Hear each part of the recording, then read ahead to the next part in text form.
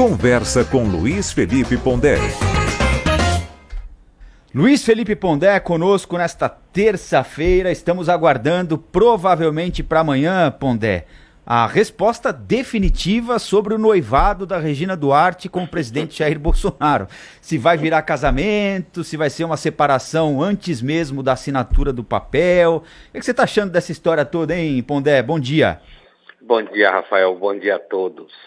Olha, Rafael, essa história do noivado nos lembra, você nem era nascido, mas eu era criança e eu via a história de que a Regina Duarte era a namoradinha do Brasil, né? Era sempre a atriz que fazia os papéis românticos, das meninas lindas e tal. Eu acho que a Regina Duarte não devia aceitar esse cargo. É claro que a minha opinião não tem que influenciá-la de forma nenhuma, mas eu acho que é um erro. Mas eu começaria antes, né? Primeiro, a história do vídeo infeliz do Alvin demonstra eu não sei nem qual é o adjetivo que é possível ser usado. Você pode ser de direita, sei lá, você pode ser liberal, você pode ser antipetista, você pode achar que a maior parte dos agentes culturais no Brasil estão ideologicamente contaminados pelo PT, o que isso é mais ou menos verdade em grande medida, mas como que você encosta num discurso claramente associado a figuras do nazismo? Quer dizer, faltou um remédio naquele dia de manhã, sei lá, não é possível que alguém chegue ao cúmulo de cometer um absurdo desse. Então aí a gente olha para a cultura e fica pensando, a cultura vai mal, líderes e tal. No caso da esquerda, a gente já teve a oportunidade de comentar aqui e se falou muito no jornal Gente, em toda parte, quer dizer, um documentário feito por uma menina que, na verdade, é egressa da nobreza rica das empreiteiras, que faz um documentário que, na verdade, é uma espécie de mito hagiográfico do PT e dela mesma e da família, que é o tal Democracia em Vertigem.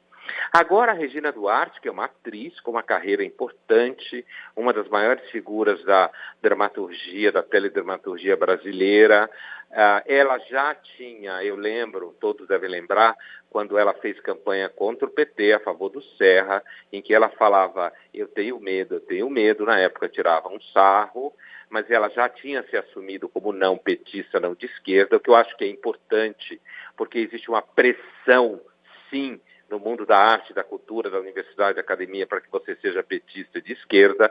Ali ela já tinha demonstrado uma coragem em assumir que ela não era aliada do Lula como candidato. Assim, ela é uma figura que, quando falava do medo, não deixava de ter razão, porque o PT quebrou a economia do país, mas é outra história. Então, eu acho que ela vai cometer um enorme equívoco se ela se meter com o governo. Primeiro, eu acho que artistas, intelectuais não devem trabalhar para o governo. Primeiro porque gestão pública, se você é da área de arte ou da área intelectual, cultural, não significa que você saiba fazer gestão pública. Depois porque a área da cultura do Bolsonaro, infelizmente, está muito saturada de um antipetismo que quase sufoca a própria cultura. E depois ela devia seguir a carreira dela, importante, bonita, uma figura que sempre teve uma projeção. Eu acho importante ela marcar o espaço como não petista e não de esquerda, mas acho um equívoco se ela aceitar esse tal noivado e casamento aí. Bom, vamos esperar então, né, Pondé, para ver no que é que dá isso aí. Também tenho dúvida se ela vai ter a autonomia para fazer alguma coisa, porque parece, né, Pondé, não sei se você tem essa impressão, pelo menos a minha é a seguinte, que essa posição, ela serve no governo Bolsonaro para tal da guerra cultural. Se a gente voltar minutos antes da publicação daquele vídeo do Alvin, que foi essa loucura a que você se referiu, ele estava numa transmissão ao vivo pela internet com o presidente, falando, né, extraindo a loucura, mas falando basicamente a mesma coisa. E o presidente o elogiando, porque depois de muitos anos o Brasil tinha efetivamente um secretário de cultura que ia oferecer aquilo que um povo conservador quer ver no teatro, no cinema, na televisão, e anunciando aquele prêmio que o Roberto Alvim anunciou daquela maneira criminosa, incitando o nazismo, né?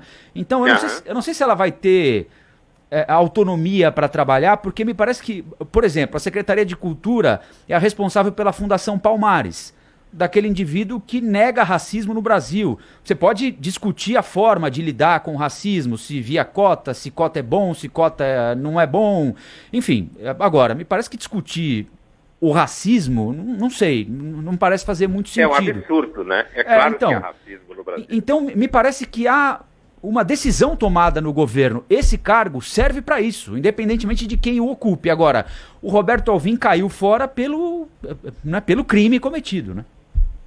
Não, acho que você tem toda a razão, Rafael. Esse é um ponto importante que você toca, porque eu acredito, como você, que esse cargo acaba sendo uma espécie quase de laranja, sabe? Como se fala por aí, quase uma laranja cultural, que servir a guerra cultural do Bolsonaro, sem dúvida. A autonomia zero. É assim, a Regina Duarte não precisa disso de jeito nenhum. Seria um equívoco gigantesco, me parece, da parte dela.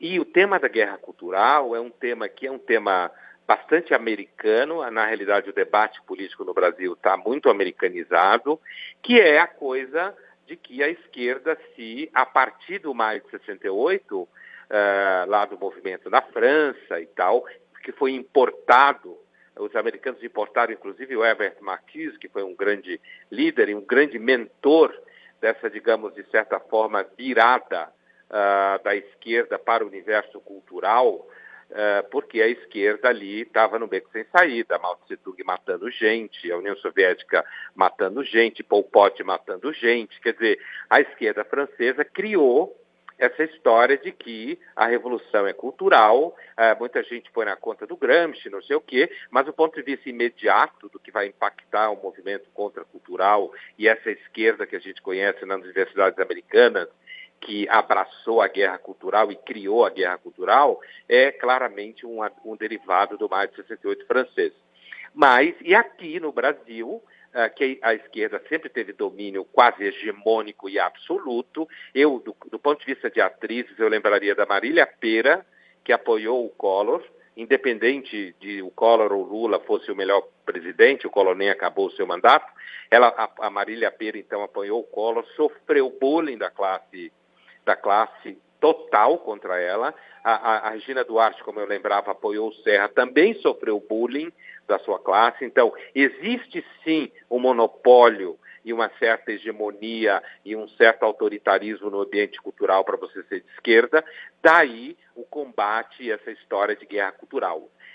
Eu acho, no entanto, que você colocar uma Secretaria de Cultura para fazer guerra cultural na verdade, a transformação do Estado no Estado militante. Eu sei que Bolsonaro e o seu grupo acham que o PT também fazia do Estado uma militância. Mas, de qualquer jeito, o PT e a esquerda têm uma tradição de lidar com política cultural e uma tradição e um repertório que, infelizmente, a moçadinha ao redor do Bolsonaro não tem, que é quase todo mundo ignorante. Então, isso acaba fazendo com que eles sejam piores do que o PT era na cultura.